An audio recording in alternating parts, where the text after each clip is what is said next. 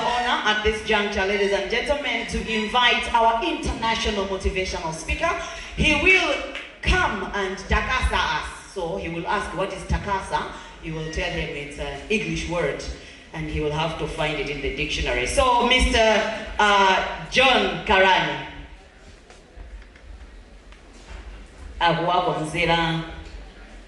Microphone, so just be ready. All the way from Kenya. A big round of applause.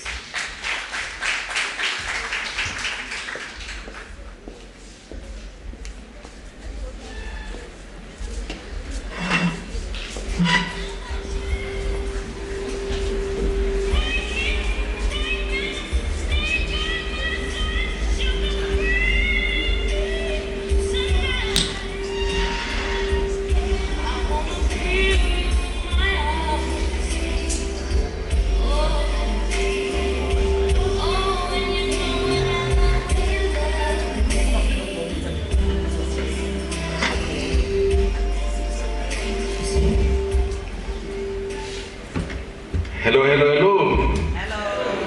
I've been told takasa. I got a hint. Can you stand up on that note? I've been takasa you. Okay. I like what she was doing. Let's go back to class 1. Let's go. 1. Stretch it up. Plus 1 is equal to 2 plus 2 is equal 4. Balance. Okay, let's take it from the top. 1 plus 1 is equal 2. 2 plus 2 is equal 4. 4 plus 4 is equal 8. Swing it up. Excellent. I hope it's good for ladies. I don't know about men. I really want to appreciate. I'm feeling so wired up. My ear is not so big. Okay. Really a blessing to be here, guys, and hope you can see my screen.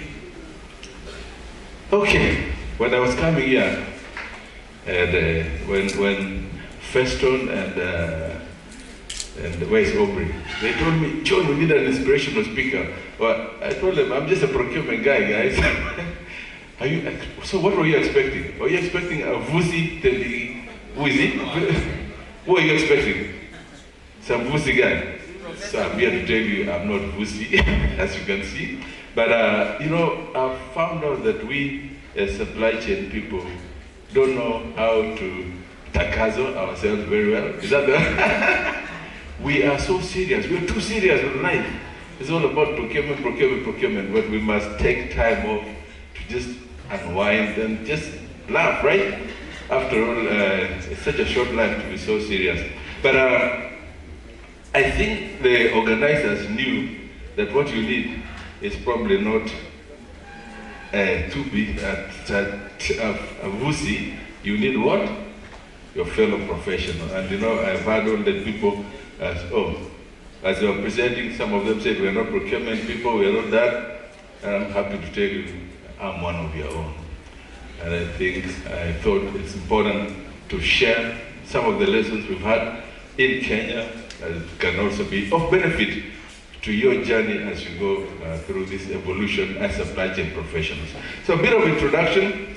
I was really hoping to start with Okay, so I thought the best thing would be to talk about, let me just introduce myself. So that's me.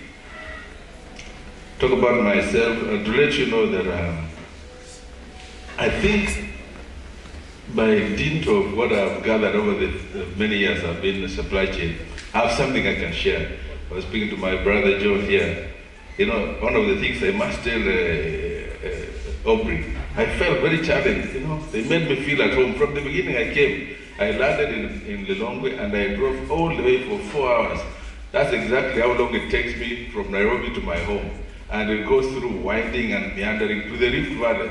So I felt at home right from there, just on the road. I just felt like I'm going home, only to wake up on the beach right here. The other thing I felt really encouraged when I just checked the password. The password is Malindi is actually a town in Kenya. I said, why did you think of Malindi of all the places? You're making me feel homesick again was the first another thing. So finally, of course, they made sure my namesake John is here to receive me. And I think he's been doing a great job for you guys. Thank you so much, John, for receiving me. Let's appreciate John. Excellent. So that's me. I've been very blessed to have worked across multinational companies and public sector. And I put that there for a reason. I always say it's one thing to brand yourself as a supply chain professional. And I'll tell you why about that in a short while. Don't look at yourself as a public sector person, NGO person, or private sector person. Look at yourself as a what? As a professional. When you think your skill sets are no longer needed where you are, remember you're doing what? You're a brand. You can go and pitch your skills where it's needed again. Don't be stuck in one place. Don't be stuck in one particular environment. Make sure you're always finding a way of moving and making sure you're appreciated wherever you are. So this is an important. How many of you have known one person who didn't know? It's a book I want you to read. You know, you've heard of Your Network is Your Net Worth. Have you heard of that? It's actually a book. I want you to read it. Eh? So the reason I believe the NIPS team have brought all of us here is for us to network. I've known a couple of people. I wish I could be there. I've been there longer. So how many have known? 3 people you don't know. Actually 5. By a show of hands. Have you known somebody you never knew before? Not the people you work with. Have you known somebody different? That's the essence of this type of get-togethers. You must get out of here with 1 person or 2 people or 3 people. You can now share. Because the trouble with procurement, we don't share our challenges. We don't share our tribulations. And they are common, by the way. Whether it's in Kenya, here in Malawi, across the world, the challenges of supply chain people are very similar. All you need is to do, how did you handle this issue? And that's the essence of coming together. And I congratulate the MIPS team for organizing this conference. Can we appreciate them one more time? So, I challenge you to make sure. So, you challenge me about your language. You know, who knows Swahili? Ever heard of Kiswahili? It sounds very close to your language, but it's about 2. So I kept hearing Mazi. Mazi is Maji, right? Maji is what we say in Kiswahili. But this is not tongues of men. There's actually a language called Swahili. So you challenge me with your language, I can also challenge you. No, can we now say this prayer while you're seated? It's a prayer we pray in Kissing. Can we say it together? Okay. Let's pray. Our Almighty God, say it like you believe it.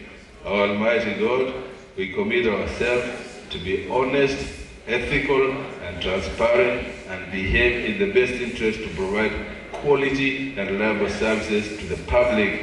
That's why we have accepted to be answerable and liable for our conduct.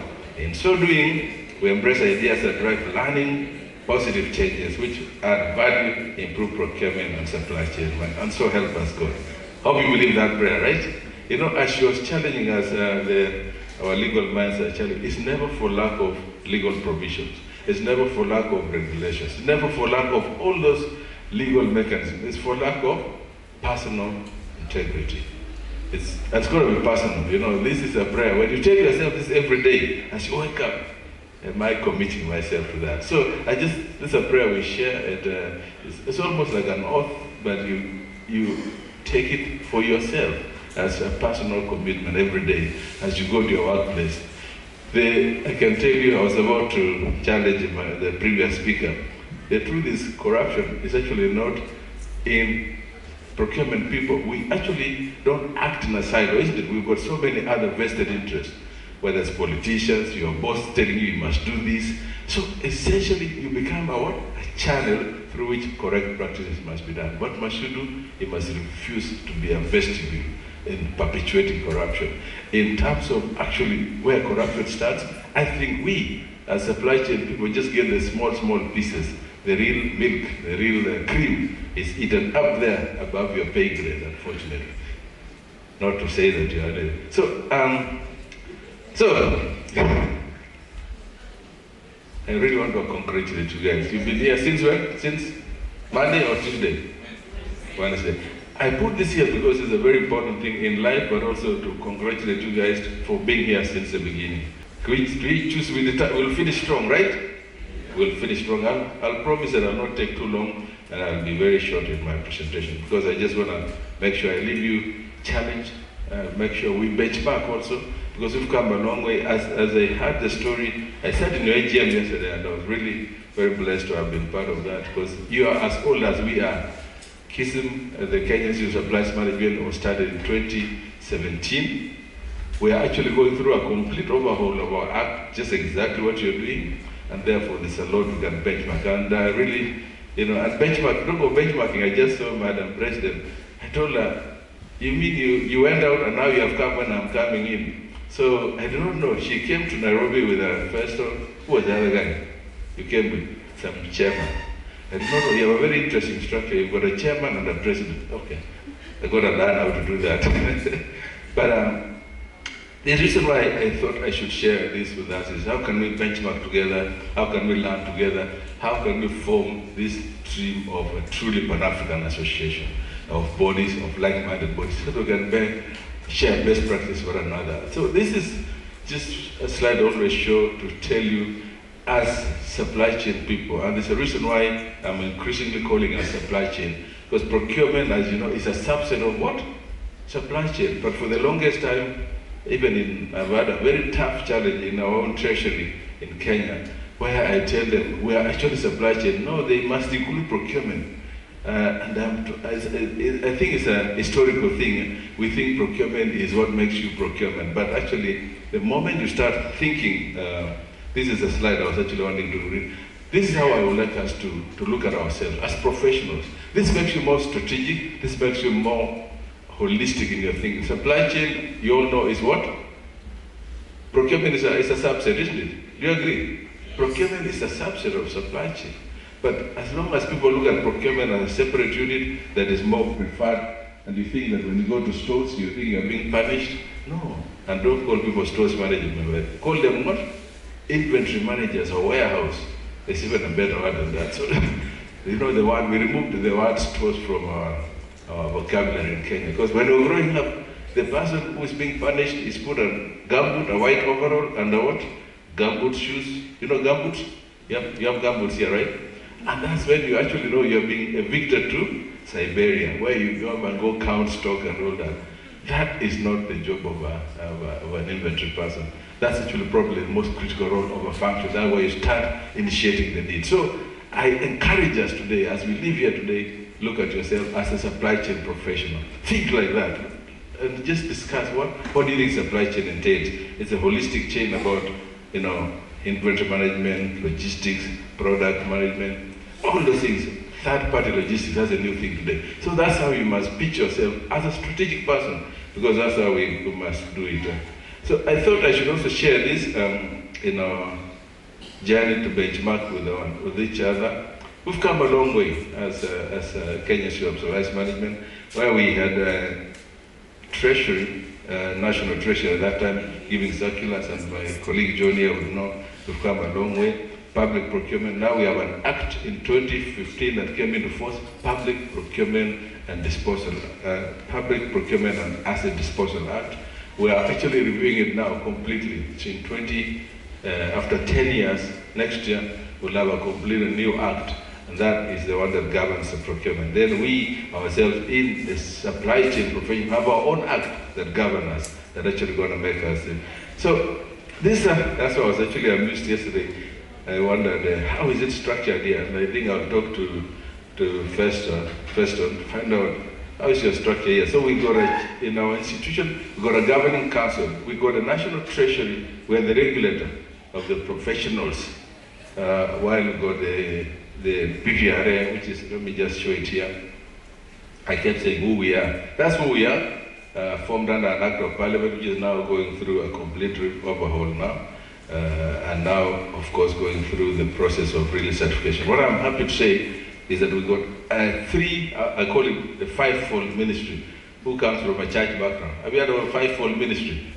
So this is actually telling you that the framework, the governance structure of supply chain is structured in there are 5 people that govern that. So we've got the National Treasury, which is our main body that owns the policy. Then we've got our regulator of the processes and procedures, which is PPRA. Then we've got the review board, which is for all complaints mechanism. Then we've got ourselves as Schism, which is the people that are mandated to register, license, discipline, train, and regulate the profession. And finally, right there, you got our own certification body.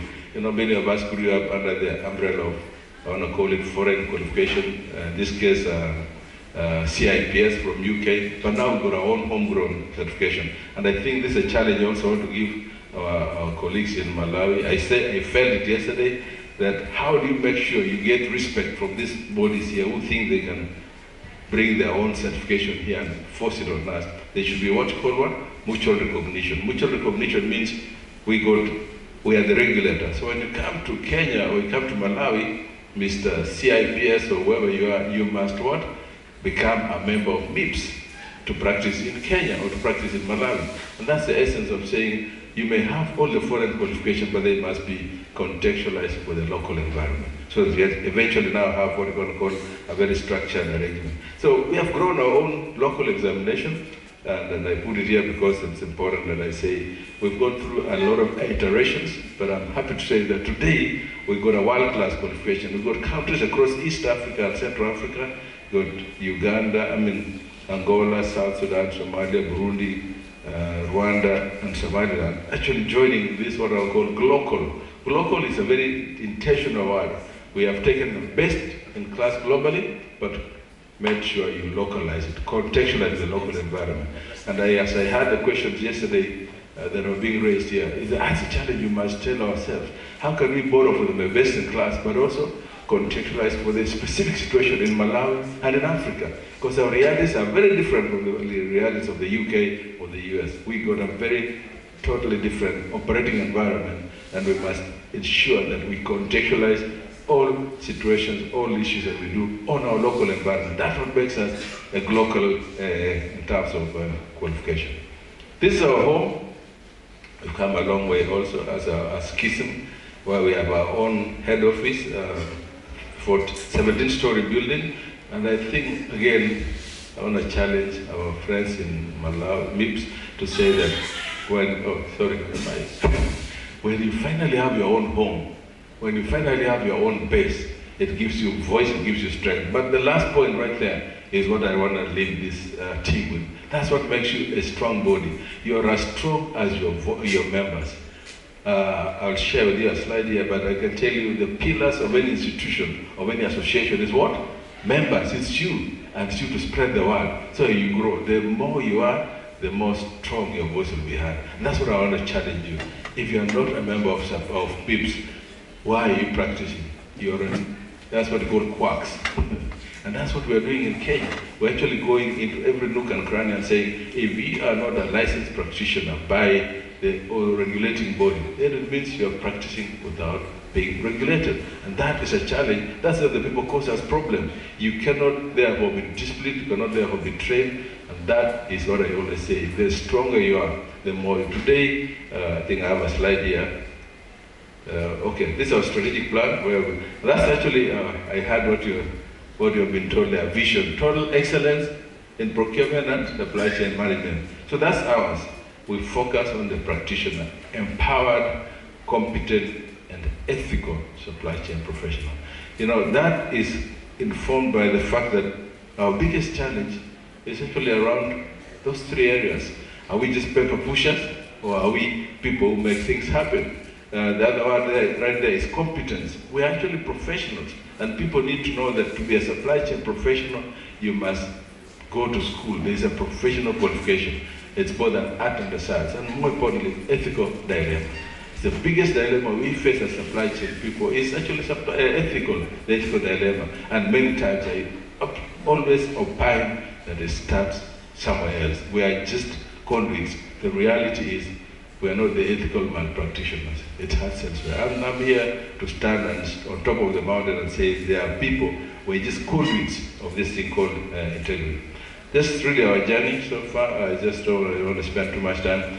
I wanted to share this slide here to challenge us again as a professional body. Today we have all-time registration. When they came into office in 2020, we had 2,000 people, members. Today, I'm happy to say we have gone up to 24,000 members, but unfortunately, some people don't always renew. The active ones are about 12,000. Those are the people now going here to about active people. But we believe we have only scratched the surface. I'm telling you, the day we'll hit 50,000, our voice will be heard. Today we are being heard, but it's because we have grown what, from 2,000 to what? 12,000. How many are you? First, how many are you? How many people are members? It's okay to say, don't feel shy. We all start somewhere. Festus told me it's about 1,700 and what? About that figure, right? Can I tell you that in this last year alone, we've added more than 4,000. Actually, in the last 2 months, we added about that number you already have today. What does that tell you? It takes internationality, a sense of belonging, a sense of making sure that everybody else who is doing supply chain in the region are they members of MIPS. So we've got partnerships and so many other things we have done. But I think for me, the idea is saying, how can we continue growing our membership? I had this yesterday also. What's the title you give yourself? So today, my friend Johnny, I think he'll be one of those few people who will be earning the fellowship because there are senior people who've been recognized in the profession. We have already finally done that. And then the issue about accountants and engineers and lawyers, they'll always have a title for themselves. Why don't we have the same for us as supply chain people? It is time we respected ourselves and have a title that makes you respected. You know, the accountants in Kenya, they say CPA, CPAK, somebody, but we in supply chain don't have the same title. Finally, that's what we achieved, to say we can now have a title that describes who we are. And if you are an associate member, like I had yesterday about pharmacists, people who are in, say, other professions, they want to become members of the profession, they must also go through a qualification process, and you can call them that particular name, associate. This is another thing that makes us a professional body. Internal disciplinary mechanism. So anybody who does anything wrong is reported to us, but many times we found out that our members are victimized for their own reasons. And so by investigating that mechanism, by telling the world that we are here, we've got an internal mechanism to investigate every professional misconduct, so that our members are not victimized and taken to court before coming through the professional body. Happy to say this is already working. We've got a lot of support from the government to ensure we self-regulate. This is part of self-regulation. And when people see you can actually self-regulate, they'll leave you alone. They will not harass your members all the time. I told you about this issue about membership. Despite having 12,000 members, it's only a tip of the service. I believe we can get up to 50,000. So that's the journey we've been going through, and we make sure that we give a value proposition for everybody, whether you're in the private sector, public sector, NGO, or humanitarian, what's in it for you for being a member of KISI. And that's the journey we've been working on, entrenching what I want to call, we're now, actually the reason we have grown recently is because for the first time, we got the head of public service to actually issue a circular. The circular ensures that everybody doing something, and he happens to be our member, the head of public service, and John here knows him, because John was also head of public service in this county. The national head of public service in Kenya is a supply chain member. So by virtue of that, we have been able to enforce membership. So we still grow suddenly. It's no longer 30%, I think we are now up to 50%. It tells you that you need political goodwill, but you also need what? Your personal integrity as a person, a personal initiative, as an institute. We drove this one very hard until it's now been circulated across the country. For you to practice supply chain, you must be what? Registered and licensed professional, with, in this case, MIPS. And that has helped us a lot in creating integrity and entrenching credibility and respect for the profession called supply chain. And that's what we all have to do. Compliance is a key part of that. We've automated our membership. Let me not spend too much time on that. And I'm really happy with what's happening here today. Let me tell you one thing that I challenge my members back in Kenya. This is something that makes you a professional. Let me just start with the next slide first before I come to this one. This is this for you to become a professional. This is what we call continuous professional development. It's going to be annual, and we actually make sure that when you don't earn the requisite points, continuous professional points, you're actually not going to be a member next year. Because this is what makes you a professional. The knowledge you knew yesterday will not be relevant for today and for tomorrow. So it's going to be, that's why it's called continuous professional development. That is what makes you continuously relevant in your employer. And the first thing I always do is that I tell the CEOs and all that it's imperative to support your members to be capacitated continuously. But when I come to my members, I tell them by then it's your personal responsibility. If your employer pays for you, well and good. Who was paid for by the employer to be here? Your answer. Don't feel shy. I'll not point you out. Oh, you all paid for yourself. You're all paid for, right? That's a very good thing that can happen. And I think the important thing as under training that if by any chance you don't get paid for, you must make sure it's you. It's your personal responsibility. It's your personal initiative. What we shall do as professional bodies, and we're benchmarking with the MIPS, is really to make sure that we enrich what the value proposition is. How can we make sure that this is not just something we push to you, but something that's driven by members? So what we normally do, we go to the marketplace and find out what are the emerging trends.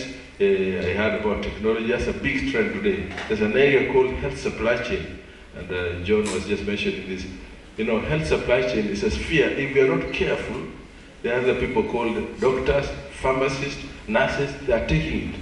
They're actually going what you call dual qualification.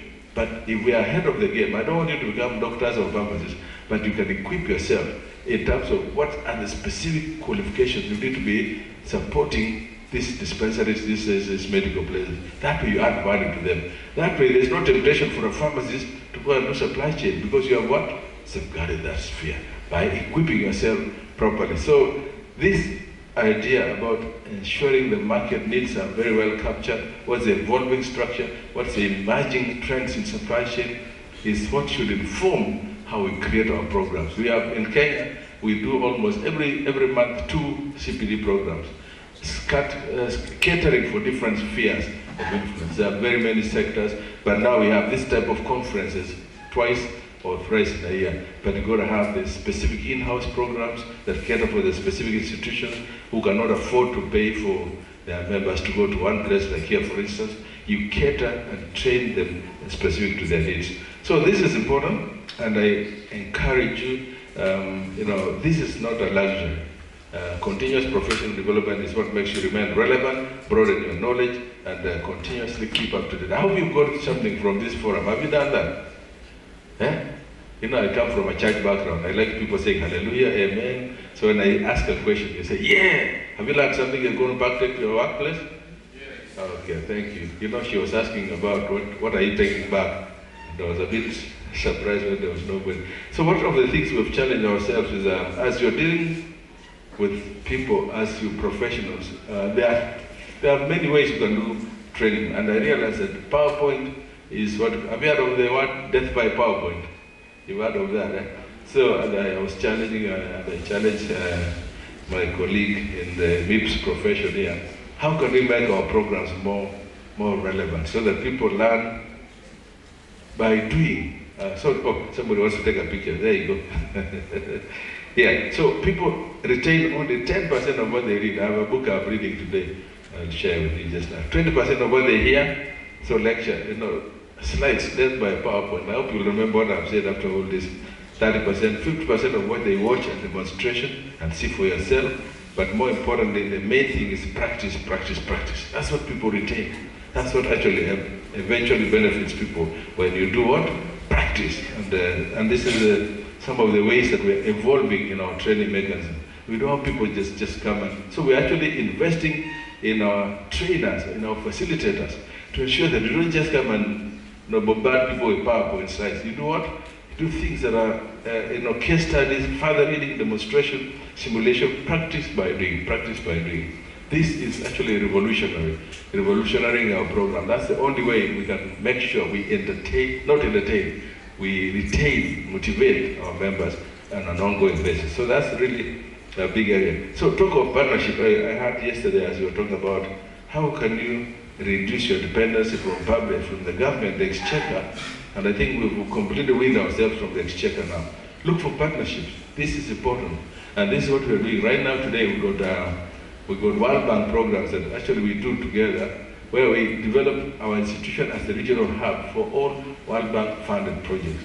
And I had a lot of things happen here through World Bank, through FDB. This is a place you can actually create opportunity for your institute and for yourself as an institution here to say, how can we ensure that we constantly offer something that speaks to the needs of our members? This has been a big source. 3 times in a year we hold these programs, and I think this has been a major source of revenue for us.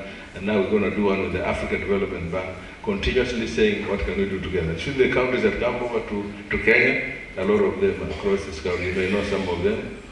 This is what we had recently. This is the latest one we had. This is all the way from Mozambique, your neighbor India, Zambia, your neighbors also, all across Africa. In fact, the other time we had 13 countries. What does this tell you? That if you package your promotion properly and you as members go out there and talk about your institution, you can be able to do what? Things with other development agencies. That way you create a value proposition for your members and increase your revenue sources. This is, as I said, I didn't come to motivate you. I came to challenge you to think, how can we grow MIPS? And I think that to me is more value adding than what I wanted to do. Other partnerships, again, these are just acronyms. Only John can know this one. The National Treasury, Ministry of Health. The other bodies are just people that actually investigative bodies. How can we partner with them to ensure that they understand that procurement is not people you just come and take somebody to court and arrest them. This is partnership 101. Other bodies, professional bodies, for instance, that you are doing, how can you work together with them? This is, again, I think I heard this yesterday. There are people who have been practicing supply chain forever. Maybe they are 50 years plus, they're about to retire. You cannot take them to class because it will be unfair to take a 55-year-old, sorry if you are 55 like me, but it will be wrong to do that, and then yet you can provide a mechanism to test their competence. So that's what I'm actually challenging to say, how can we create a competency-based model that actually tests the knowledge of the people that are already doing, they have been doing this all their life. You don't want to take them to class, but you can do what? Competency-based certification. And this is what we are doing. We just launched this in this month actually. And there are so many people, like about 2,000 or 3,000 members that were, they were going to be removed out of work if we did not create that way of onboarding them. So this is really taking cognizance of the experience you already gained over time, and therefore saying, how can we leverage this to make you a professional? And that's happening right now as we speak. As part of our diversification in terms of our revenue basis, we started our own college.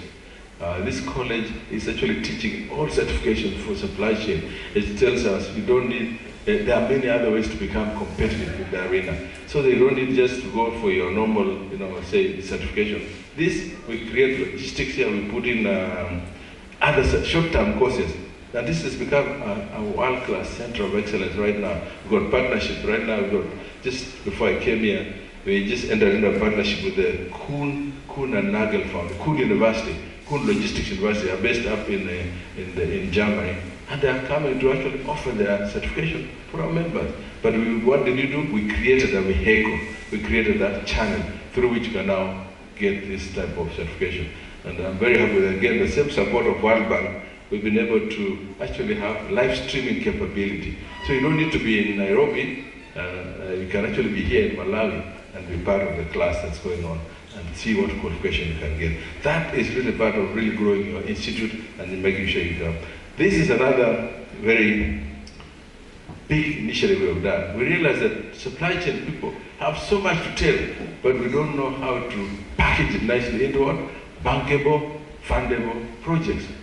And yet we come and become part of, say, another, especially, sorry to say, lawyers or accountants, they actually need you. So they actually take you become just part of them, but they take the lead. Why can't supply chain people take the lead in all this? Because they did a big part of it, supply chain. So what are we saying? We are able to equip our members to be able to write proposals that can actually attract funding. If you need an accountant, you can get an accountant. If you need a lawyer, get a lawyer. but you be the lead PI as our principal investigator. That is something that we are saying. Instead of our members retiring and going home with all the knowledge they've gathered over time, let them come to our resource center, and we curate proposals that can attract funding from across the sector. Very important, and there's something else. So, I had this yesterday also. I think must have been Festo was talking about during the AGM. This is actually crucial. Today we have, for the first time, employed a fully fledged resource mobilization director. His job is just to go look for resources across, and already there are so many people out there who want to come and fund things in Africa, but they must fund them on your terms. You remember what we were told yesterday about Rwanda? Don't just come and fund what you want to fund. We want to capacity build supply chain and remove this issue called corruption. This is where it starts. You've got to have a very good way that you write proposals, and I'm happy to say this is already taking shape, and we're able to actually write proposals that can actually attract funding. Okay. The other thing that has really been a big, and again, we have employed recently a fully fledged marketing and communication person. We realize that we as supply chain people, we don't tell our story. And so what happens? Our story is told for us, or a negative perception is given about us.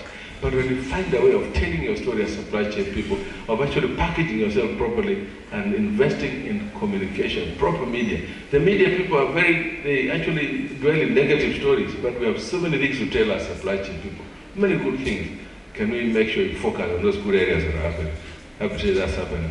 And then yesterday, I think I put this slide later on because I realized we have not packaged ourselves to be strategic enough to be in the boardroom or to be CEOs.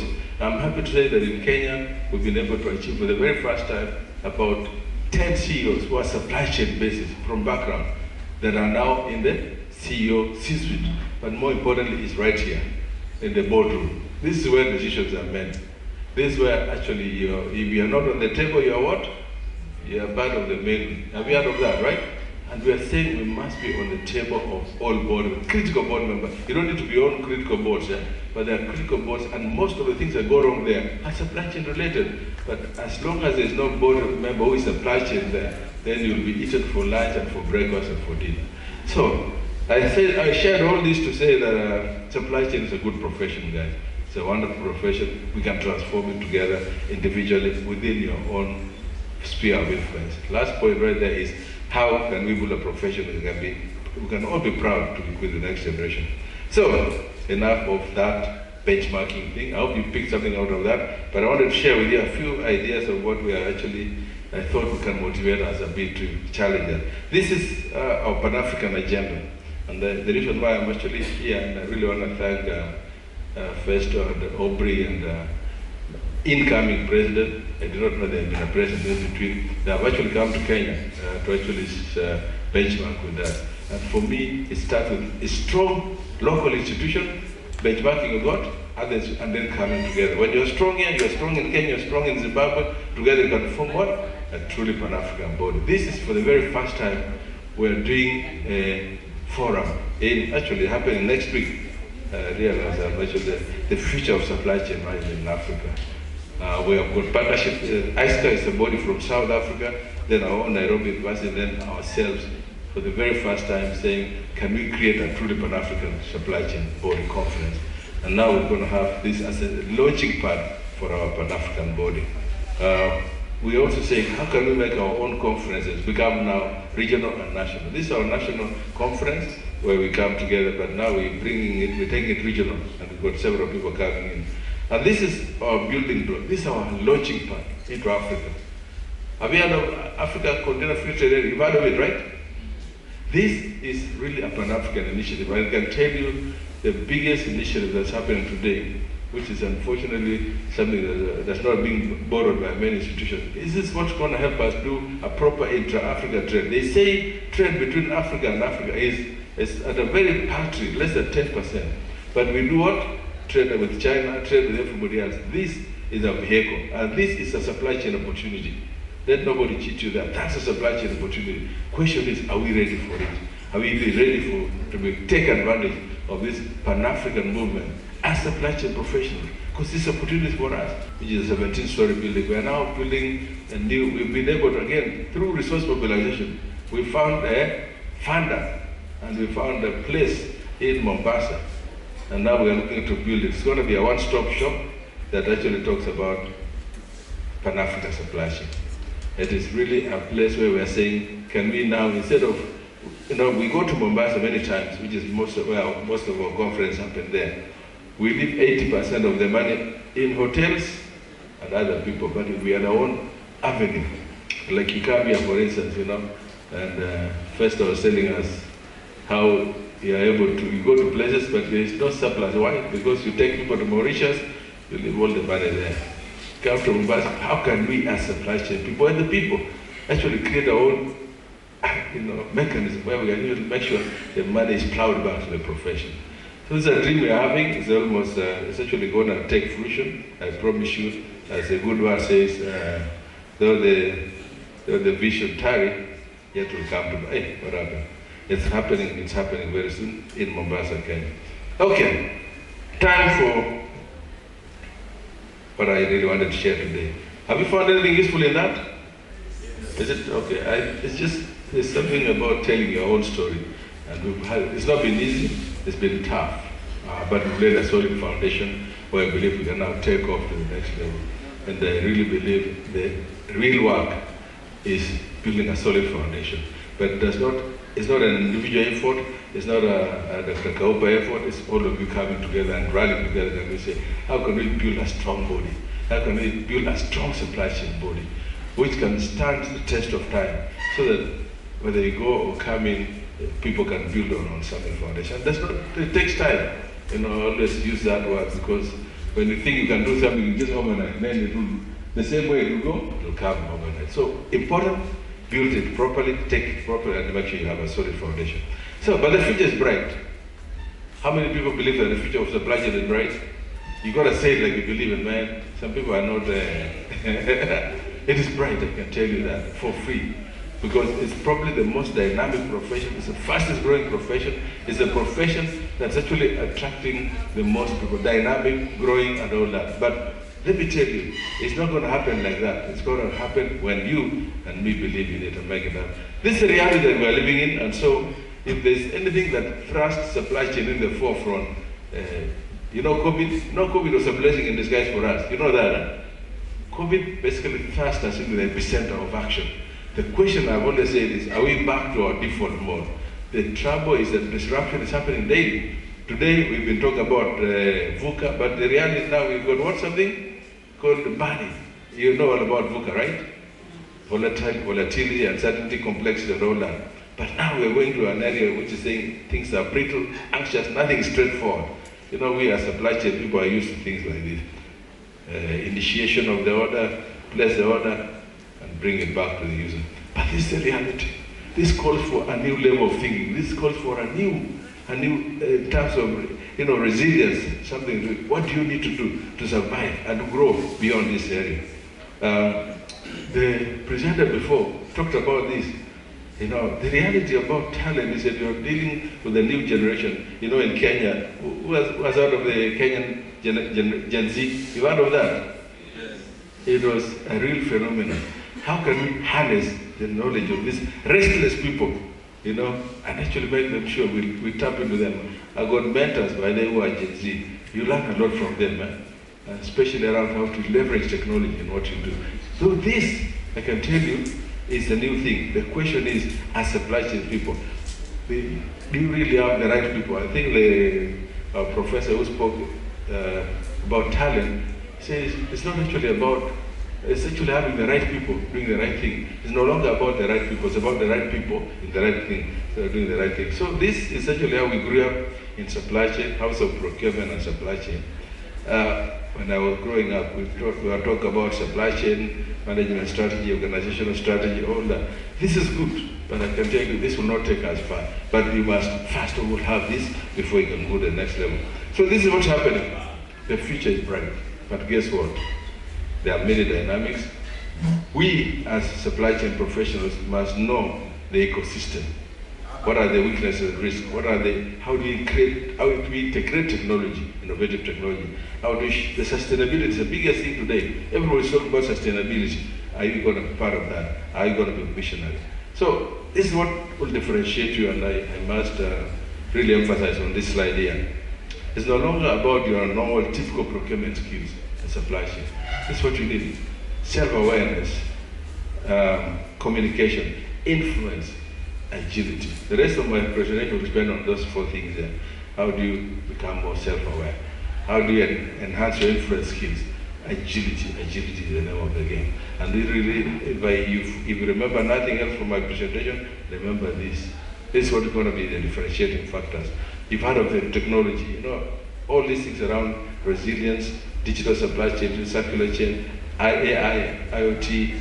Today we're going to 5G network. This is now the reality of what we're living in. Are you able to take it? So this is a slide I was just talking about right now. Today, I say this with a lot of respect to my people. Technical competence, what will give you just the entry to the door. That's the only thing but for you to move forward from there, what do you need? What do you need? Is where? Relationship skills, communication skills, influence skills. That will be the real game changer. The era of going to class and just learning your technical competence in supply chain is gone. It's important, but it's going to be, you'll be stuck there if you don't learn this. And a couple of other things I'll be sharing. So this is really, what does that call for? Behavioral. I grew up in, most of my life I spent in Coca-Cola. That's actually how I used to come to my life, Sobo. Anybody from Sobo here? Nobody from Sobo, that's very worrying. I used to come here quite frequently, and that's how to Blata and to Lilongwe, we used to call ourselves Sobo. Is it called Sobo, right? Is it longer Sobo? Oh, it's called Coca-Cola something. But I never forget those 2 brothers, Sobo Ginger. And what's the other Sobo? Pina? What's the other brand? Coco Pina. Remind me to take it in the evening. Very nice. So what does it tell you? That much as the reality is that you have this technical competence, what you need is the influence skills. I'll go to the next slide here. This is what influence is about. It's a title. There's a book called A Leader Without a Title. Who has read that book? A Leader Without a Title? Ever read it? Huh? Even know that line. The leader without a title. What does that tell you? For you to be a leader is influence. It's about influence. How do you build trust? How do you grow empathy? How do you become a good listener? A proper listener. This is actually how you actually become a leader without a title, regardless of where you are. And this is it's a slide. It's one of my favorite slides. Men are very left-brain thinking. They say very transactional. I want to marry a wife, get children, next. You've heard of that. But women, they can be a wife, they can be a worker, they can be a professor, they can be a lecturer, can do many things. And that's why I always say it's much more easier for women to learn to leverage their right brain skills. But I'm saying this to say, as supply chain people, this is what you must learn. It's going to take intentionality, it's going to take deliberate effort for you to develop your right brain skills. It's not easy, it's not something you learn. Becoming big picture, creative, technical savvy, entrepreneurial. There's a word I love here, it's called heuristic. It basically talks about being more business minded. How can you invest in developing the right brain of your skills? Because you have it, it's latent, but you got to bring it out. You're going to grow it. Because the challenge is that when you don't do that, and I think I heard this before, I think it was let's spend time here. This is what stakeholders think of us. I'll let you read it for a few seconds. I actually want you to take a picture of that. If you have taken a picture of everything, I'll take a picture of that one. And then, because I'll tell you, is this the truth? Is this what our stakeholders think about us? Do they think we are people who are just bureaucratic, painful to deal with, cumbersome, slow, reactive? Have you heard of that?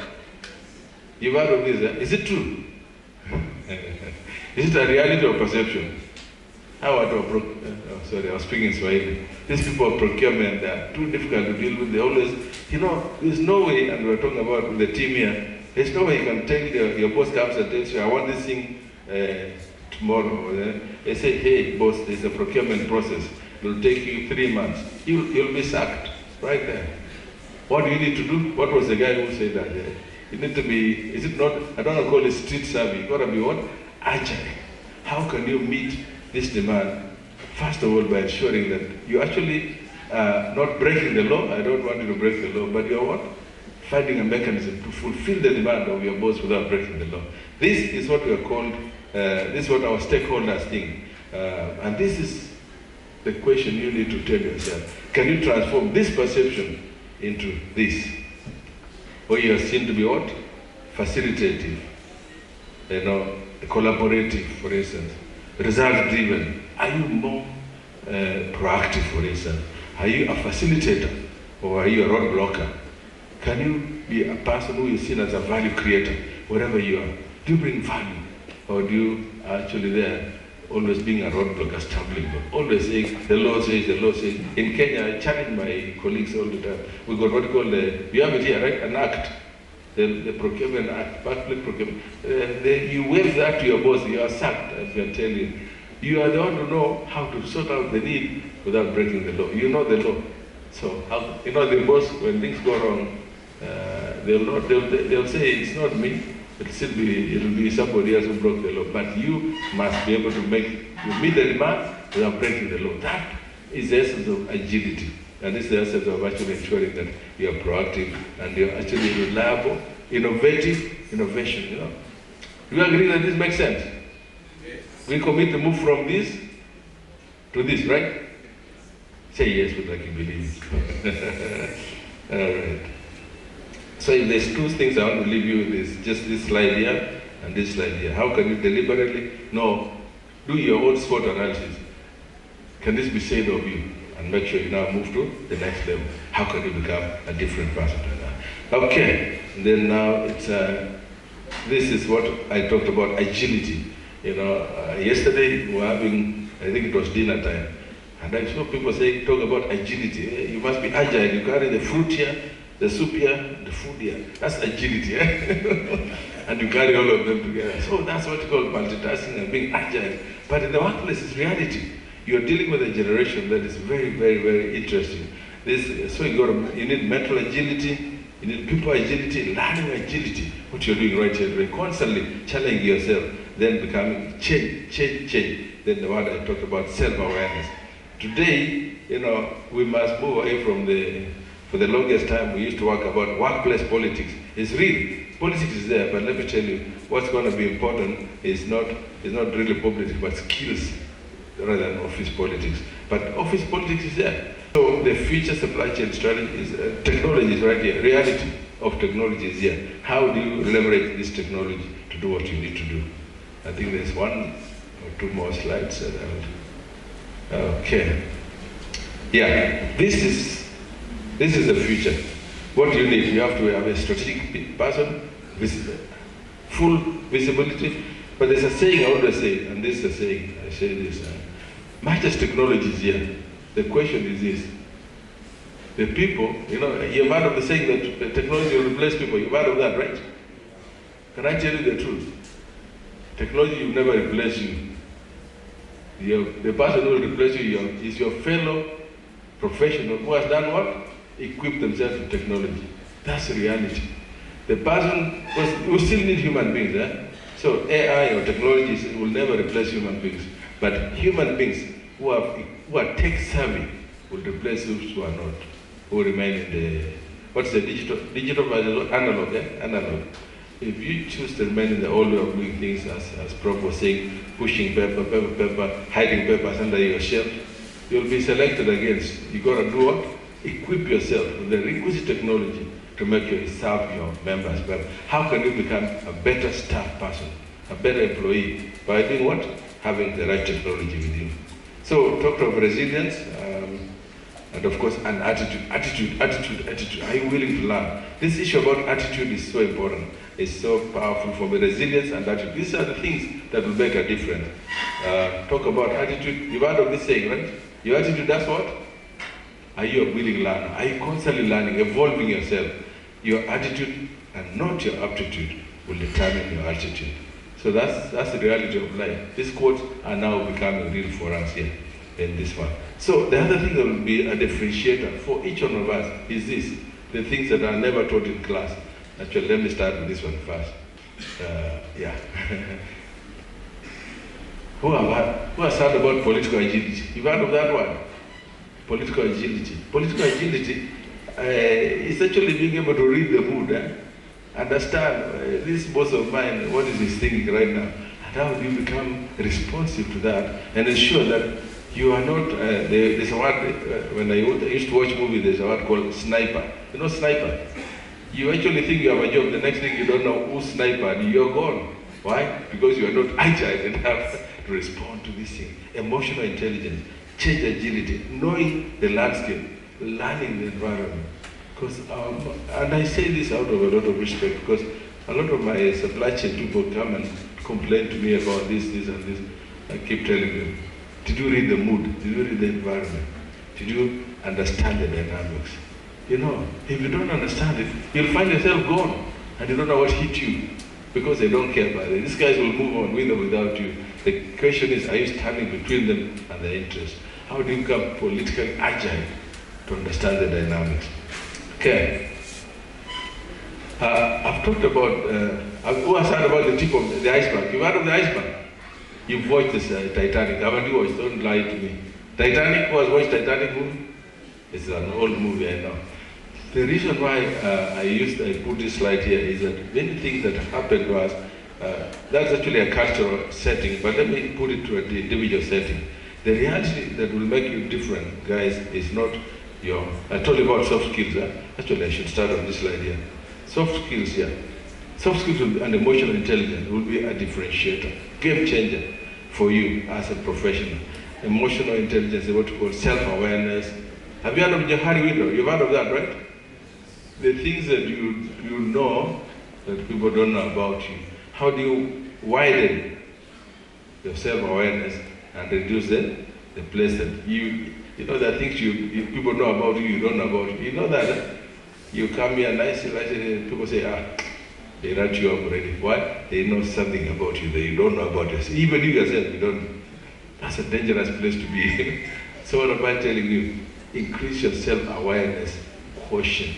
That will what make you different. Go ahead. You know, it's the ability to also interact with people, your public speaking, your communication skills, your ability to manage conflict. These are things that will make you go ahead in your career. These will make you progress in your career. So if you don't learn this quickly, you'll be forced to learn them.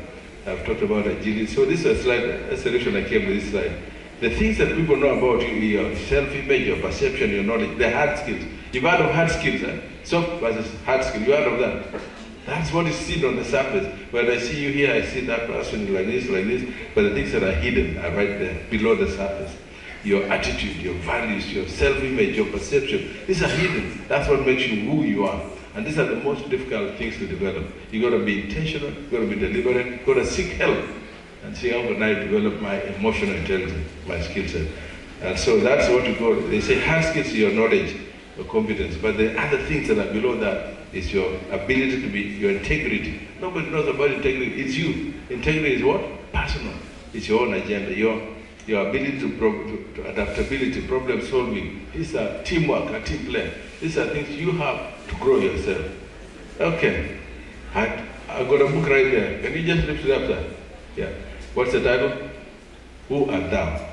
Who are you? Know yourself. Let me tell you guys, this is where it all begins. And it is a very difficult thing. Have you known that the darkest reality for people to do is to face themselves? It is something, there's something called self-delusion. Have you heard of self-delusion? You've heard of that, eh? You actually lie until you lie to your own self. It's a very dangerous place to be. What am I saying? It's important that you actually, these are very basic. We learned about Johari Window a long time ago. It's still relevant today as it was then. It's basically saying, how can you reduce the blind side of you? They are known, the things that you are unaware of, but others know about you. You need to reduce that window. The other window that you need to reduce is called the things that are unknown to you and even by everyone else, but you need to find out. So how can we increase the open side, things that are you know and everybody else needs to know, things that are actually known. So this is the Johari window of the experience that tells you, that helps you about self-awareness. How can you constantly improve yourself? So you don't reach a stage where you think you know it all. That's a dangerous place to be, self-comfort. It's called self-delusion. So self-awareness is really a crucial factor. The ability to recognize and understand your moods, your emotions, your drive, what drives you, as well as how it affects other people. Some people just say it doesn't matter. That is just me. They have to accept me like that. Not true. Not true at all. No? So it's got to be. So these 4 things: self-awareness, social awareness, and then of course self-management. How do you regulate yourself? How do you become somebody that can actually ensure this is going to be a critical success factor for you? The more you know about yourself, the more self-aware, the more forward you can move. You can know where to improve. Self-regulation is going to be the difference. I thought I had finished my slides. Now I'm just coming to the end. What type of employee are you? Have you heard of employees who are just waiting for the next thing to go? You know, they are prisoners. Yeah, these guys are employees who feel trapped in the place. You're actually in a job, but you don't want a job. So why don't you go? You're actually there because you have no choice, isn't it? That's a very dangerous employee to have. Dangerous people, prisoners. What you need to be as an individual is to move to the place where you are an expert. And today, and I can always talk about, I know John here will allow me to talk about his case. If they no longer need your skills there, just move on. You're an expert. You're actually a supply chain professional. You can take your skills where you are. You're highly skilled, you're knowledgeable, you're experienced in your field. You're a subject matter expert. If they don't need your skills there, you just do what? Don't become a prisoner who is just there always waiting to run away. Or a tourist. Tourists are doing what? They're just there watching. They are totally disengaged. They are switched off. Don't be like that. That's very dangerous for you. Make sure you are what? Developing yourself curiously. Okay. So as I conclude, let me just, this has been told to us, change or perish. Change, adapt or perish. It's so, this is something that, you heard about Charles Darwin, right? Yeah, he talked about change. The only constant in life is what? Change. Change and God. Yeah, I always had God. This guy was not a godly man.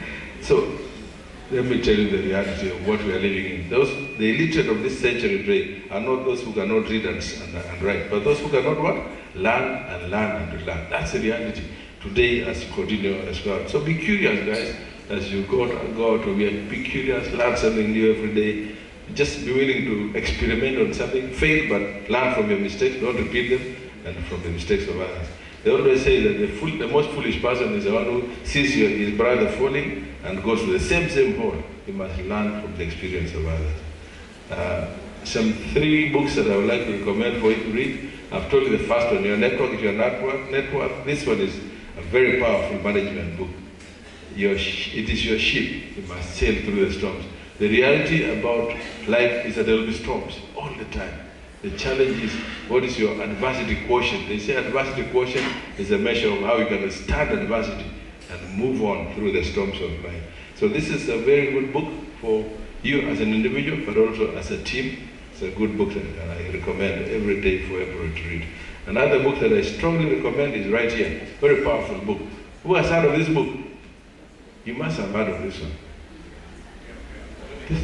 Huh? I told you have this. Don't just hear about it, but read it. It's a very powerful book.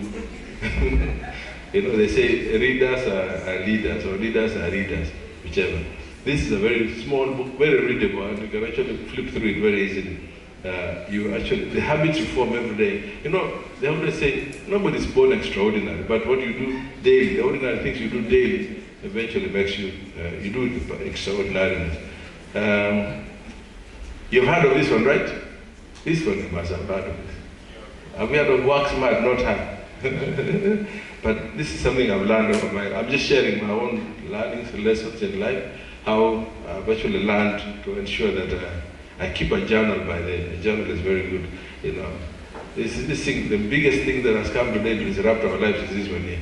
Very dangerous. But I can tell you we are addicted to phones. But if we can find a way of making a weekly plan, prioritizing our work. You heard of the story of the tortoise and I hope it's a folk story here too, right? In Kenya we're being told about the tortoise and And the hair, the hair says, how can I compete with this tortoise? I'll beat him, hands down. Shock on him. If not what? He lost the game. Why? He was smart. Okay. Another good book, very powerful book. Very powerful book. The Lion Chaser Manifesto. Have you heard of this one? Hey, dream. You've not heard of this book? It's a very powerful book. So take a picture. I want you to look for it also. So I'm just leaving you with some. And then finally, as I close, as I've told you, you're a leader, whichever sphere you're in. So it's about, a continuous journey of self-improvement. There's this guy called Nelson Mandela. After he got out of Robben Island, that was not the end of it. And that's what we must do as a supply chain professional. How can we keep taking? Today, I am around, at Kisum, we are about 23,000 members. My journey now is how do we make it 50,000? How do we go high to the next level? How do we build to the next level? Constantly challenging ourselves to do more. That's what leadership is about, having a vision, not just having a vision, but having the courage, the discipline, and the resilience to do it, and then looking for the resources. When I came in yesterday, I had this being talked about a lot. I teach about integrity in my other, when I'm a consultant at Kisum. This is what integrity really is. It's doing the right thing even when there is no one watching. As Prof was talking about today, it's not for lack of regulation. We actually, either in Kenya or here, we are overregulated as a profession. We are overregulated as practitioners. The key thing is right here. It boils down to your individual capacity, your individual self-will to say what? You will do the right thing, whether anybody's watching or not. Eventually, just know one thing, as you live here, my fellow professionals, just know there's nothing hidden. You may think you're hidden from your boss or from me or from anybody else, but the reality is what? I was about to say it in Swahili, but you'll all remain, you'll be accountable one day. So the question you must always sleep and ask yourself, did I do the right thing today? Can I hold my head high today and say I did the right thing at the end of the day? Our profession is probably one of the most tempting professions. There's so much temptation. And you must therefore be very deliberate in ensuring you do the right thing, whether anybody's watching or not. With those few remarks, I want to tell you it's time for Africa. I have a video for you guys. Is it time? Can I show you a movie? Who heard of this song of It's Time for Africa? Can we? All right, it's always good to share this one. But let me share this. Before I share It's Time for Africa, I want to share one movie that I want to make you think, know that it's not just you alone here in Malawi. There's all of us who have this challenge across Africa. It's an African challenge. Let me see if I can do that. Movie time. Dance time. Yeah, how did you know? What we need to do is, thank you so much for having listened to me. That's actually for...